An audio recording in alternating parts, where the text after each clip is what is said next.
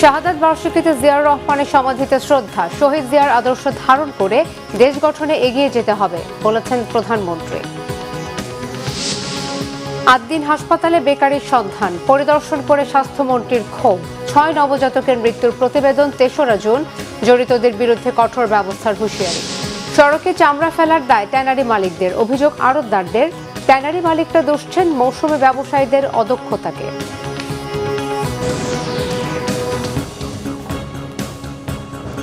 দেখছিলেন crown cement সংবাদ শিরোনাম, এবারে বিস্তারিত। স্বাধীনতার ঘোষক এবং বিএনপির প্রতিষ্ঠাতা শহীদ রাষ্ট্রপতি জিয়াউর রহমানের ৪৫তম শাহাদাত বার্ষিকী উপলক্ষে শনিবার তার মাজারে শ্রদ্ধা জানিয়েছেন প্রধানমন্ত্রী তারেক রহমান। শহীদ জিয়ার আদর্শকে ধারণ করে দেশ গঠনে এগিয়ে যাবার আহ্বান জানান প্রধানমন্ত্রী। এদিকে বিএনপি মহাসচিব বলেছেন, তারেক রহমানের নেতৃত্বে সংস্কার ও উৎপাদনের বিপ্লবী কাজ শুরু করেছে। সামনের দিকে এগিয়ে চলার পথ দেখতে দিনটি বারবার স্মরণে রাখতে হবে। আহমেদ সরোয়ারের রিপোর্টে বিস্তারিত।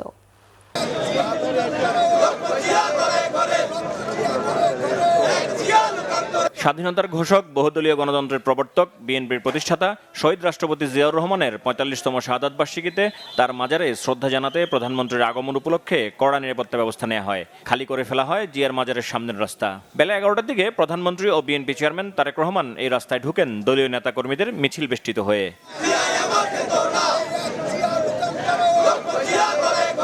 প্রধানমন্ত্রী তারেক রহমানকে সেতু মুখে স্বাগত জানান দলের সিনিয়র নেতারা। তাদের সাথে নিয়ে শহীদ জিয়ার মাজারে যান প্রধানমন্ত্রী ও বিএনপি চেয়ারম্যান। প্রথমে প্রধানমন্ত্রী হিসেবে পিতার কবরে শ্রদ্ধা জানান তারেক রহমান, সেখানে কিছুক্ষণ নীরবে দাঁড়িয়ে থাকেন। পরে দলের মহাসচিব, স্থায়ী কমিটির সদস্য এবং সিনিয়র নেতাদের নিয়ে শ্রদ্ধা জানান তারেক রহমান, দোয়া মোনাজাত করেন। পরে মাজারে ওলামা দল আয়োজিত দোয়ায় অংশ নেন প্রধানমন্ত্রী তারেক রহমান। জিয়ার মাজার থেকে বেরিয়ে প্রধানমন্ত্রী তারেক রহমান যান মানিক মিয়া এভিনিউর রাজধানী উচ্চ বিদ্যালয় মাঠে। সেখানে দুস্থদের মাঝে শুকনো খাবার ও বস্ত্র বিতরণ করেন। এ সময় প্রধানমন্ত্রী শহীদ জিয়ার আদর্শকে ধারণ করে এগিয়ে যেতে নেতাকর্মীদের প্রতি আহ্বান জানান। শহীদ জিয়ার রাজনীতিই ছিল মানুষের পাশে দাঁড়ানো, মানুষকে সহযোগিতা করা। আমাদের আজকে শপথ হোক যে আমরা শহীদ জিয়ার সেই দীক্ষায় দীক্ষিত হয়ে আমরা দেশ গঠনের কাজে নিজেদেরকে নিয়োজিত করব ইনশাআল্লাহ। এর আগে জিয়ার মাজারে দলের মহাসচিব সহ বিএনপি নেতারা সাংবাদিকদের প্রশ্নের জবাবে বলেন, ফ্যাসিবাদ মুক্ত পরিবেশে জিয়ার শাহাদাত বার্ষিকী পালিত হচ্ছে। জিয়ার দেখানো পথেই বিএনপি হাঁটতে চায় বলেও মন্তব্য করেন তারা। আজকে আবার তারই যোগ্য উত্তরাধিকারী তারেক রহমান আমাদের প্রধানমন্ত্রী, তার নেতৃত্বে আমরা আবার সেই বিপ্লবী কর্মসূচিগুলো শুরু করি। আমরা উৎপাদনের কাজ করছি। আমাদের ফ্যামিলি কার্ড, কৃষক কার্ড, খাল কর্মসূচি বাংলাদেশে ইতিমধ্যে একটা আলোড়ন সৃষ্টি করেছে। আমরা তাই আজকের এই দিনটিকে বারবার করে স্মরণ করতে চাই। আমরা এই সুখকে শক্তিতে পরিণত করেছি। আগামী দিনেও ইনশাআল্লাহ জনপ্রত্যাশা অনুযায়ী 2024-এর 5ই আগস্টের ছাত্রগণ অভ্যুত্থানের আকাঙ্ক্ষা অনুযায়ী, শহীদের প্রত্যাশা অনুযায়ী আমরা যাতে এই বাংলাদেশটা বিনির্মাণ করতে পারি, গণতন্ত্রের ভিত্তিকে আরো শক্তিশালী করতে পারি। দলের সিনিয়র নেতা ও মন্ত্রিপরিষদ সদস্যদের নিয়ে প্রধানমন্ত্রী তারেক রহমান বেরিয়ে যাওয়ার পর জিয়ার মাজারে নেতাকর্মীদের ঢল নামে। নানান ব্যানার, পোস্টার, প্ল্যাকার্ড আর মিছিল নিয়ে দলের অঙ্গ ও সহযোগী সংগঠনের নেতাকর্মীরা শ্রদ্ধা জানাতে যান দলের প্রতিষ্ঠাতার মাজারে। বিএনপি ঢাকা মহানগর দক্ষিণ, ছাত্রদল, যুবদল, স্বেচ্ছাসেবক দল, ডক্টরস অ্যাসোসিয়েশন অব বাংলাদেশ, ড্যাব সহ বিভিন্ন সংগঠনের পক্ষ থেকে ফুলেল শ্রদ্ধা নিবেদন শেষে দোয়া মোনাজাতে অংশ নেন দলের নেতাকর্মীরা। জিয়ার শাহাদাত বার্ষিকী উপলক্ষে রাজধানী জুড়ে 16টি স্থানে দুস্থদের মাঝে শুকনো খাবার ও বস্ত্র বিতরণ করা হয় বিএনপি ও এর অঙ্গ ও সহযোগী সংগঠনের পক্ষ থেকে। তাতে অংশ নেন প্রধানমন্ত্রী। আহমেদ সরোয়ার, বাংলা ভিশন, ঢাকা। দলীয় নেতাকর্মীদের শুধু দলের পক্ষ থেকে নয়, নিজ নিজ জায়গা থেকে সুবিধা বঞ্চিত মানুষের পাশে থাকার আহ্বান জানিয়েছেন প্রধানমন্ত্রী তারেক রহমান। শহীদ প্রেসিডেন্ট জিয়াউর রহমানের ৪৫তম শাহাদাত বার্ষিকী উপলক্ষে শনিবার রাজধানীর নয়াপল্টনে বিএনপির কেন্দ্রীয় কার্যালয়ে গরিব অসহায়দের মাঝে ত্রাণ সামগ্রী বিতরণ শেষে তিনি এই আহ্বান জানান। মানুষের পাশে দাঁড়ানোর আদর্শ নিয়েই রাজনীতি এসেছেন বলেও মন্তব্য করেন প্রধানমন্ত্রী। এ সময় মানবিক সহমর্মিতা ও দায়িত্ববোধের মাধ্যমে একটি সুন্দর সমাজ গড়ে তুলতে সবাইকে এগিয়ে আসার আহ্বান জানান প্রধানমন্ত্রী তারেক রহমান। শুধু দলের পক্ষ থেকে নয়, আপনাদের যাদের যাদের পক্ষে সম্ভব ব্যক্তিগত উদ্যোগেও চেষ্টা করবেন মানুষের অসহায় মানুষের পাশে দাঁড়ানোর জন্য। এটাই শহীদ জিয়ার শিক্ষা। আসুন শহীদ জিয়ার এই শাহাদাত বার্ষিকীতে আমরা এটি শপথ গ্রহণ করি যে আমাদের যার যার অবস্থান থেকে আমরা শুধু রাজনীতি না, রাজনীতির বাইরেও আমরা চেষ্টা করব যার যার স্ব অবস্থান থেকে যার যার সামর্থ্য অনুযায়ী অসহায় দুস্থ মানুষের পাশে যাতে আমরা দাঁড়াতে পারি, তাদের প্রতি আমরা সহযোগিতা সাহায্যের হাত বাড়িয়ে দিতে পারি। আজকের এই দিনে এটিই হোক আমাদের প্রত্যাশা। সমাজে ইতিবাচক পরিবর্তন আনতে সচ্ছল মানুষদের অসচ্ছল ব্যক্তি ও পরিবারের পাশে দাঁড়ানোর আহ্বান জানিয়েছেন প্রধানমন্ত্রী তারেক রহমান। শহীদ রাষ্ট্রপতি জিয়াউর রহমানের ৪৫তম শাহাদাত বার্ষিকী উপলক্ষে শনিবার রাজধানীর ধোলাইখালে আয়োজিত দোয়া মাহফিল, খাদ্য সামগ্রী ও বস্ত্র বিতরণ কর্মসূচিতে তিনি এ আহ্বান জানান।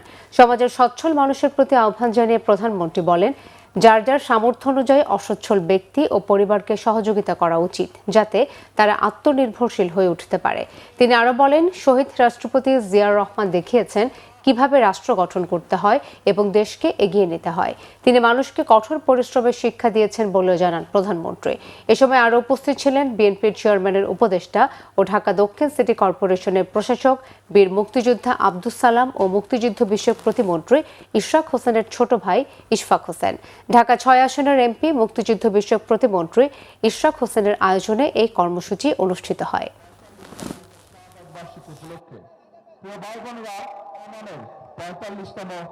আমার পাশের লোকটি, যে ব্যক্তিটি অসচ্ছল, যে পরিবারটি অসচ্ছল, কষ্টে আছে, যদি তাকে আমরা কোনো সহযোগিতা করতে পারি, আসুন আমরা তাকে সেই সহযোগিতা করি, যার মাধ্যমে সে আত্মনির্ভরশীল হয়ে দাঁড়াতে পারবে। আমরা যারা সচ্ছল ব্যক্তি, তারা যদি আমাদের পার্শ্ববর্তী একজন অসচ্ছল ব্যক্তিকে অর্থনৈতিকভাবে সচ্ছল হওয়ার জন্য, অর্থনৈতিকভাবে স্বাবলম্বী আত্মনির্ভরশীল হওয়ার জন্য সহযোগিতা করি, তাহলে আমরা আমাদের এই দেশের উপকার করতে পারবো, দেশের জন্য কাজ করতে পারবো। প্রিয় ভাই বোনেরা, শহীদ রাষ্ট্রপতি জিয়াউর রহমান আমাদেরকে দেখিয়েছেন কিভাবে রাষ্ট্রকে গঠন করতে হয়, দেশকে গঠন করতে হয়। শহীদ রাষ্ট্রপতি জিয়াউর রহমান আমাদেরকে দেখিয়েছিলেন কিভাবে কঠোর পরিশ্রম করতে হয়। রাজধানীর আদ্দিন হাসপাতালে ৬ নবজাতকের মৃত্যুর ঘটনায় গঠিত তদন্ত কমিটির প্রতিবেদন আগামী ৩রা জুন বুধবার দেওয়া হবে বলে জানিয়েছেন স্বাস্থ্যমন্ত্রী সরদার সাখাওয়াত হোসেন। শনিবার হাসপাতাল পরিদর্শন করে তিনি বলেন, হাসপাতালের ভেতরে বেকারি পাওয়া গেছে, যেখানে ইলেকট্রিক ওভেন ব্যবহার করা হয়। বিষয়টি শক্তভাবে দেখার কথাও বলেন মন্ত্রী। তদন্ত কমিটির সদস্য আরও ৩ জন বাড়ানোর তথ্য জানান স্বাস্থ্য অধিদপ্তরের মহাপরিচালক ডাক্তার প্রভাত চন্দ্র বিশ্বাস। মন্ত্রী চলে যাবার পর সাংবাদিকদের উপর হামলা করে আদ্দিন হাসপাতালের স্টাফরা। বিস্তারিত জানাচ্ছেন জিয়া খান। শনিবার বিকেলে হঠাৎ করে রাজধানীর আদ্দিন হাসপাতাল পরিদর্শনে আসেন স্বাস্থ্যমন্ত্রী সরদার সাখাওয়াত হোসেন। সে সময় শুধু একটি গণমাধ্যমকে নিয়ে হাসপাতালের ভেতরে প্রবেশ করেন স্বাস্থ্যমন্ত্রী। বাকি সব গণমাধ্যমের ভেতরে প্রবেশের অনুমতি মেলেনি। পরিদর্শন শেষে স্বাস্থ্যমন্ত্রী সাংবাদিকদের জানান, নিহত নবজাতক মায়েদের সাথে আলাপ করে দ্রুত তদন্ত প্রতিবেদন দেয়া হবে। যাদের সন্তান মারা গিয়েছে তাদের সাথে আমাদের যোগাযোগ করা অত্যন্ত প্রয়োজনীয়। এটা পূর্ণাঙ্গ একটা প্রতিবেদন তৈরি করার লক্ষ্যে সেই মাগুলি অনেক দূরে আছেন। আমাদের তদন্ত কমিটি সক্ষম হয়েছেন যোগাযোগ করতে। আরও 2 থেকে 3 দিন টাইম লাগবে ওনাদের প্রত্যেকের সাথে দেখা করতে, যেই কারণে ওনারা আবেদন করেছেন, আমাদেরকে সমস্ত কিছু দেখিয়েছেন ওনাদের ফাইন্ডিংস। তো ওই মাগুলির সাথে দেখা করে ওনাদের স্টেটমেন্ট নিয়ে পূর্ণাঙ্গ প্রতিবেদনটা তৈরি করে আগামী 3 তারিখে আমাদের কাছে জমা দেবেন। আদ্দিনের ভেতরে বেকারির অস্তিত্ব নিয়ে মন্ত্রী বলেন, বিষয়টি শক্তভাবে দেখা হবে। আমি আরেকটা রিপোর্ট পেয়েছিলাম যে এইখানে একটা রুটির কারখানা আছে হসপিটালে, এটাও দেখা একটা ইচ্ছা ছিল। বাট যে জায়গাটা মারা গেছে এটা আমার আত্মসন্তুষ্টির জন্য দেখার দরকার ছিল, যাতে আমাকে আপনারা প্রশ্ন করলে যে আপনার মন্ত্রী আপনি তো আসলেন না, ওইটা থেকে আমি মুক্তি নিলাম। পাওয়া গেছে, আমি দেখেছি। আমরা পরে এগুলি পূর্ণাঙ্গ আলোচনা করব। বেকারি চলে 2টা ইলেকট্রিক কি দিয়ে, ইলেকট্রিক ওভেন দিয়ে। আমি এখানে কোনো ইলেকট্রিক্যাল ইঞ্জিনিয়ার পাইনি, একজন মেকানিক্যাল অ্যাসিস্ট্যান্ট পেয়েছি। দেয়ার আর সো মেনি গার্বেজেস দেয়ার, যেগুলি মানে কি বলবো, যেগুলি একটা হসপিটালে হাজার হাজার ছাত্র ছাত্রী রুগী অ্যাটেন্ডেন্ট থাকে, এটা উচিত হয়নি। অথবা আমাদের পরিদর্শনের অভাব বা ইন্টেলিজেন্সের অভাব বা যে কোনো কারণে হোক হয়েছে, এগুলি ইরেগুলারিটিস। আমরা এগুলি ক্লোজলি এখন থেকে মনিটর করব। স্বাস্থ্যের মহাপরিচালক জানান, নিরপেক্ষ একটি তদন্ত প্রতিবেদন জমা দেওয়া হবে। আমরা ধারণা করছিলাম যে এর সেবার সাথে সংশ্লিষ্ট কারিগরি দিক এবং অন্যান্য যে বিষয়গুলো এসি সহ অন্যান্য যে বিষয়গুলো আসে সেগুলোকে সঠিকভাবে অ্যাড্রেস করার জন্য এক্সপার্ট যেন ওনারা কোঅপ করতে পারে। মন্ত্রী চলে যাওয়ার পর বেকারির ছবি নিতে সাংবাদিকদের বাধা দেন আদ্দিন কর্তৃপক্ষ। এ নিয়ে সাংবাদিক ও হাসপাতালের লোকজনের সাথে সৃষ্টি হয় চরম উত্তেজনা। এক পর্যায়ে হাসপাতালের স্টাফরা সাংবাদিকদের লক্ষ্য করে ঢিল ছোড়েন।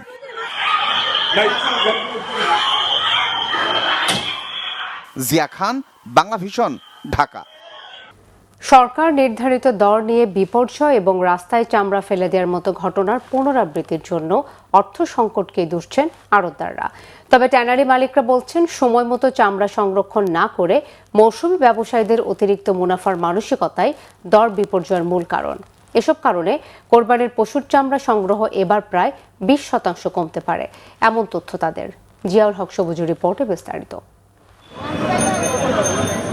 চামড়ার ন্যায্য দাম নিশ্চিতে সরকার এবার বেশ আগে ভাগেই দর বেঁধে দিলেও নির্ধারিত দামে চামড়া কিনেননি আড়তদারেরা। দাম না পাওয়ায় সড়কে চামড়া ফেলে দেওয়ার ঘটনাও ঘটেছে চট্টগ্রাম সহ দেশের বিভিন্ন জায়গায়। আমাদের 2 লাখ টাকা 2.5 লাখ টাকা আমাদের লস। রাজধানীর পোস্তার আড়তদাররা বলছেন, ট্যানারি মালিকরা বকেয়া পরিশোধ না করায় বাধ্য হয়ে এবার গতবারের তুলনায় 30% কম চামড়া কিনেছেন তারা। চামড়া ফেলে দেয়া বা দর নিয়ে বিপর্যয়ের জন্য আর্থিক সংকটকেই দায়ী করছেন তারা। এটা দুঃখের বিষয়, একটা জাতীয় সম্পদ, এটা এই ধরনের ঘটনা ঘটে গেল ওই একটাই কারণ, টাকার জন্য। যারা চামড়ার ব্যবসা করে যদি টাকা থাকতো তাহলে অবশ্যই চামড়াগুলা লবণজাত করতো। ওই চামড়ার ব্যবসায়ীদের কাছে টাকা নাই বিধায় অনেক এই চামড়া ক্রয় করে বিভিন্ন জায়গাতে মৌসুমি বসায়। এগুলা ওরা ওদের কাজ হলো চামড়া কি হলো সেটা জানার বিষয় না, ওরা মাংস ছাড়ায়া মাংস খালি যারা নাকি কোরবানি দিয়ে ওদের বুঝাই দেওয়া যায় যে চামড়া যে নষ্ট হইতেছে তাদের কোনো বিষয় না। তার জন্য ওই নষ্ট চামড়া আমাদের কাছে নিয়ে আসে, আমরা তখন বলি এই চামড়া নেব না, তখন বাধ্য হয়ে ফেলা যায়, তখন বলে আমরা সিন্ডিকেট করছি, এই করছি, সেই করছি, উমুক করছি। অ্যাকচুয়ালি তা না। তবে ট্যানারি সমিতির সভাপতি শাহিন আহমেদ জানিয়েছেন, সময় মতো সংরক্ষণ না করায় চামড়ার দর নিয়ে বিশৃঙ্খলা বা চামড়া ফেলে দেওয়ার অন্যতম কারণ।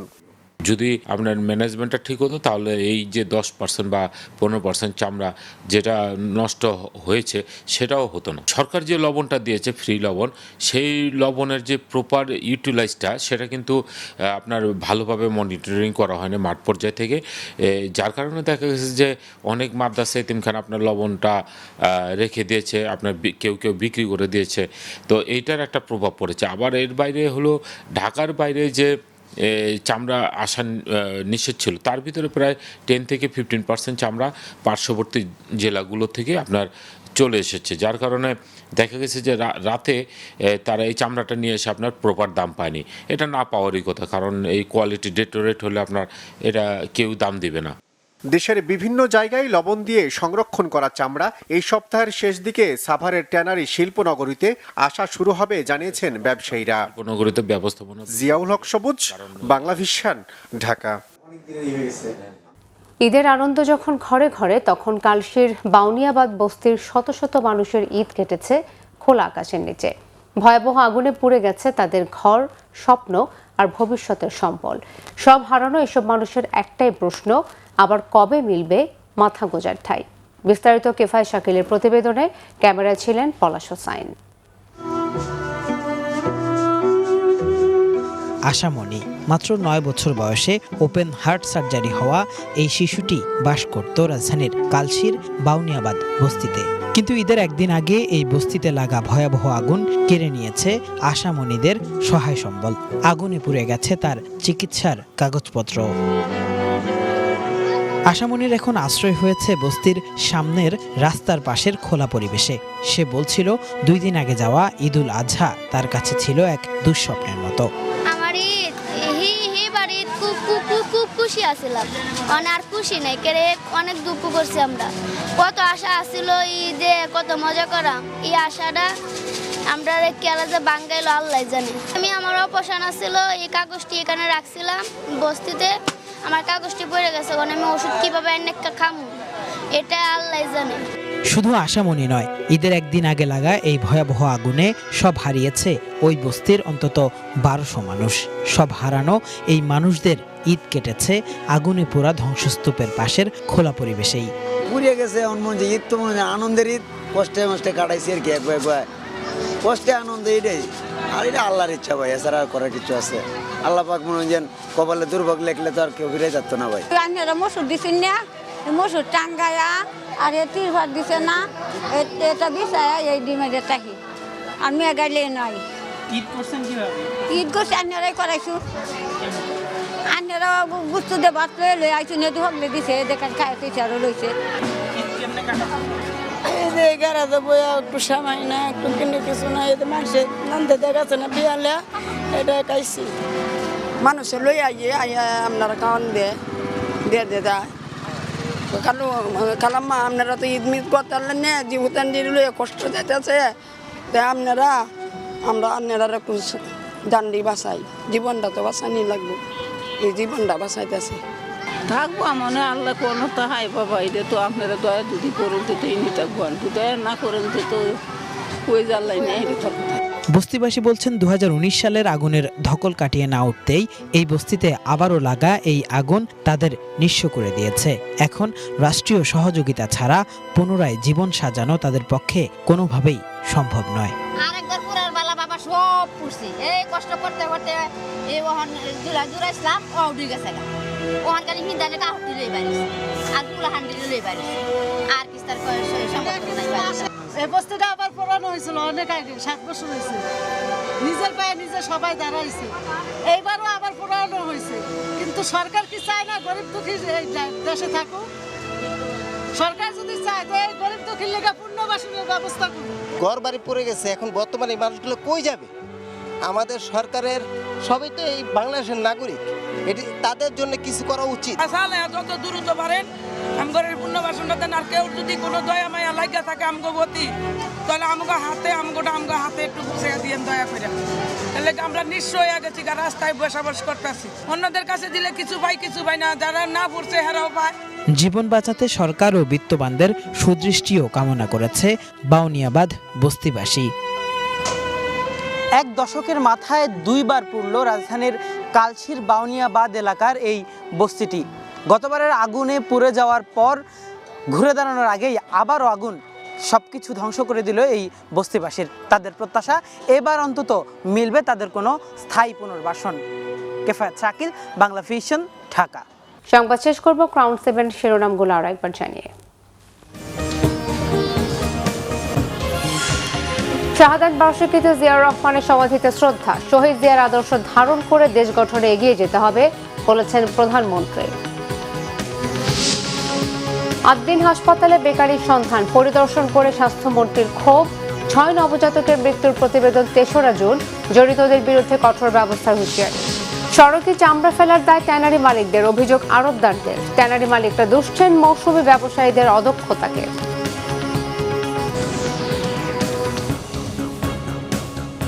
এই ছিল এখনকার মতো, পরের সংবাদ সকাল 7:30টায় দেখার আমন্ত্রণ রইল। এছাড়াও বাংলা ভিশন সংবাদ ও সংবাদ সংশ্লিষ্ট অনুষ্ঠান দেখতে ভিজিট করুন www.bvnews24.com ও facebook.com/banglavisionnews এবং সাবস্ক্রাইব করুন youtube.com/banglavisionnews। ধন্যবাদ।